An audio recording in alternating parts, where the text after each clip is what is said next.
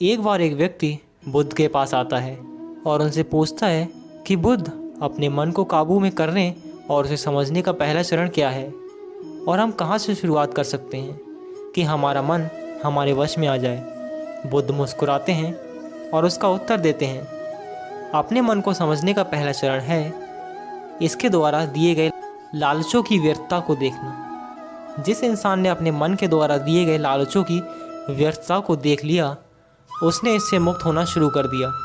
और उसके बाद वह व्यक्ति बुद्ध से पूछता है कि हमारा मन जो हमें लालच देता है उसकी व्यर्थता को कैसे देखा जाए। बुद्ध कहते हैं, अपने अनुभव से।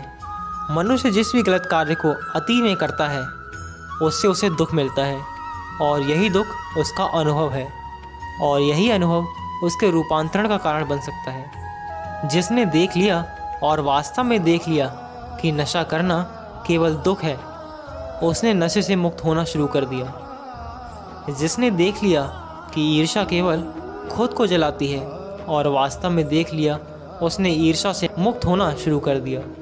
तुम्हारा यह देख लेना कि मन लालच तो हमेशा तृप्ति का देता है, लेकिन लगता यह तुम्हें सदैव अतृप्त है, और यही अपने मन को समझाने का पहला चरण है।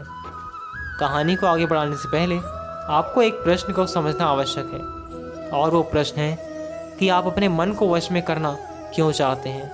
क्योंकि आपने यह अनुभव कर रखा है कि आपका मन आपको दुख देता है, पर क्योंकि आपको आपके मन के लालच बहुत बड़े सुहावने लगते हैं, इसलिए आप इन लालचों के पीछे छुपे हुए दुखों को नहीं देख पाते। सिर्फ अपने दुखों को देख लेने से आपका मन आपके वश में नहीं हो जाएगा। उसके लिए आपको दूसरा चरण क्या है यह समझना होगा। वह व्यक्ति बुद्ध से पूछता है कि बुद्ध, यदि कोई व्यक्ति यह जानता है कि उसके मन के लालचों के कारण उसके जीवन में दुख है, तो क्या इसका अर्थ यह है कि वो व्यक्ति पहले चरण पर है? और यदि वह व्यक्ति अपने पहले चरण पर है तो दूसरे चरण पर कैसे जाएगा? बुद्ध कहते हैं कि उस व्यक्ति को खोज पर निकलना होगा, किसी ऐसे व्यक्ति की खोज पर जो अपने मन से मुक्त हो चुका हो और जिसने अपने मन को जान लिया हो, क्योंकि तुम्हारा मार्गदर्शन वही कर सकता है जो उस जगह पर पहुंचा हो और जहां तुम जाना चाहते हो। दोस्तों, यहाँ पर एक बात समझनी आवश्यक है कि खोज पर निकलने का अर्थ यह नहीं कि आप सन्यासी बन जाएं, बल्कि खोज पर निकलने का अर्थ यह है कि कोई ऐसा व्यक्ति खोजना जो आपका मार्गदर्शन कर सके। अब यहाँ पर प्रश्न यह उठता है कि ऐसे व्यक्ति को कहाँ पर खोजें, क्योंकि आस पड़ोस में तो सभी लोग अशांत भरे पड़े हैं। तो इस प्रश्न का उत्तर है कि आप ऐसे व्यक्ति को आस पड़ोस में मत खोजिए, बल्कि इंटरनेट पर खोजिए, क्योंकि इंटरनेट आपको पूरी दुनिया से जोड़ता है। दोस्तों, मैं और आप इस इंटरनेट की बदौलत ही जुड़े हुए हैं। अगर ये इंटरनेट नहीं होता तो क्या आप आज मेरी इस वीडियो को देख पाते? दोस्तों, इस दुनिया में बहुत सारे लोग थे और अभी हैं और हमेशा रहेंगे जो आपका मार्गदर्शन कर सकते हैं। कहानी में वापस लौटते हैं और अच्छे से जानते हैं कि अपने मन को समझने का दूसरा चरण क्या है। वह व्यक्ति बुद्ध से पूछता है कि उस व्यक्ति की पहचान क्या है जिसने अपने मन को समझ लिया है और जिसने खुद को जान लिया है। क्योंकि हर व्यक्ति यह दावा करता है कि वह ज्ञानी है और बुद्धिमान है, लेकिन वास्तव में ज्ञानी कौन है वह कैसे पता लगेगा? बुद्ध कहते हैं कि यही तीसरा चरण है, और वो चरण है सुनकर। सुनना ही अपने मन को समझने का तीसरा चरण है। उसके बाद वह व्यक्ति बुद्ध से पूछता है कि क्या देखकर यह पता नहीं किया जा सकता, क्योंकि आपको देखकर ही पता लगता है कि आप एक महात्मा हैं। बुद्ध कहते हैं कि देखने में तो कोई व्यक्ति बहुत शांत लग सकता है, लेकिन भीतर से वह क्या है यह उसके शब्द ही बता सकते हैं। लेकिन ध्यान रहे कि शब्दों पर विश्वास एकदम से नहीं किया जा सकता है। किसी भी बात पर विश्वास इसलिए कर लेना कि उसे मैंने कहा हुआ है या किसी महात्मा ने कहा हुआ है। किसी भी बात पर विश्वास आपको तब कर लेना है जब वह तुम्हारा अनुभव बन जाए। गौतम बुद्ध के द्वारा कही गई इस बात को मैं आपको थोड़ा और आसान भाषा में समझाने की कोशिश करता हूँ। दोस्तों, कोई कहता है कि ध्यान करना अच्छा है और कोई कहता है ध्यान करना बुरा है। ये दोनों ही अतियाँ हैं। अगर आप अभी ध्यान को अच्छा मानते हैं तो आप बहुत जल्दी ही उसे बुरा मानने लग जाएंगे, और यही हमारे मन की चाल है तो अब आपके मन में सवाल उठा होगा कि कैसे।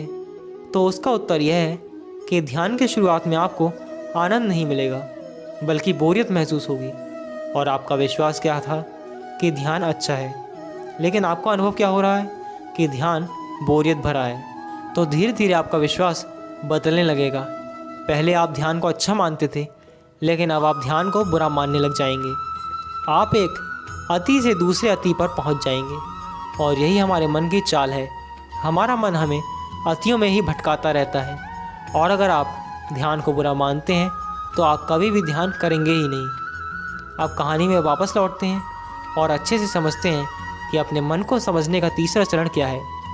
बुद्ध कहते हैं कि किसी भी बात पर विश्वास तब तक नहीं करना जब तक वह तुम्हारे विवेक की कसौटी पर खरी नहीं उतर जाए।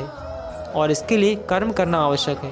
और कर्म ही अपने मन को समझने का चौथा चरण है। अगर आप धन कमाना चाहते हैं तो आपको सही दिशा में कर्म करना आवश्यक है। ठीक उसी प्रकार अगर आप खुद को जानना चाहते हैं तो आपको सही दिशा में कर्म करना आवश्यक है।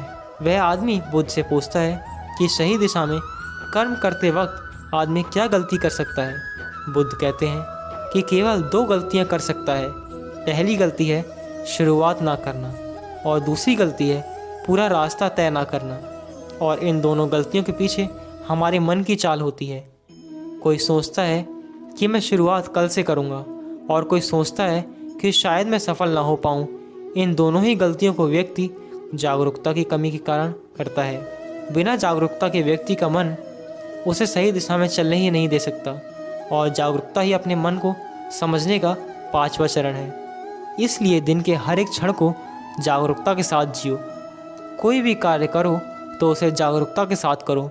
अगर सांसें भी लो तो उसे जागरूकता के साथ लो। बिना जागरूकता के साथ जिया गया एक भी क्षण मृत्यु के समान है। और ध्यान रहे कि जागरूकता बिना ध्यान के संभव नहीं है। वह व्यक्ति बुद्ध से पूछता है कि बुद्ध, अपनी जागरूकता के स्तर को कैसे बढ़ाया जा सकता है। बुद्ध कहते हैं कि ध्यान के द्वारा।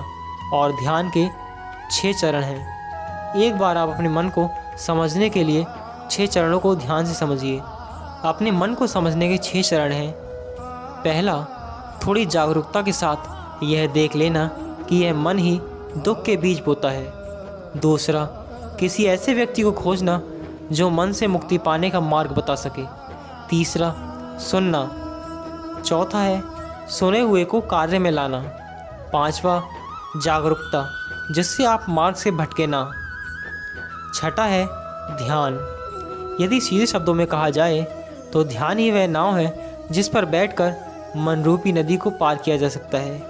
लेकिन ध्यान तक पहुंचने के लिए शुरुआत के 5 चरण बहुत आवश्यक हैं। अभी आप कौन से चरण पर हैं, नीचे कमेंट करके ज़रूर बताएं। तो दोस्तों, अगर आपको वीडियो अच्छी लगी हो तो वीडियो को लाइक करें, शेयर करें, कमेंट करें और चैनल को सब्सक्राइब करें। तो चलिए मिलते हैं अगली वीडियो में। तब तक के लिए धन्यवाद।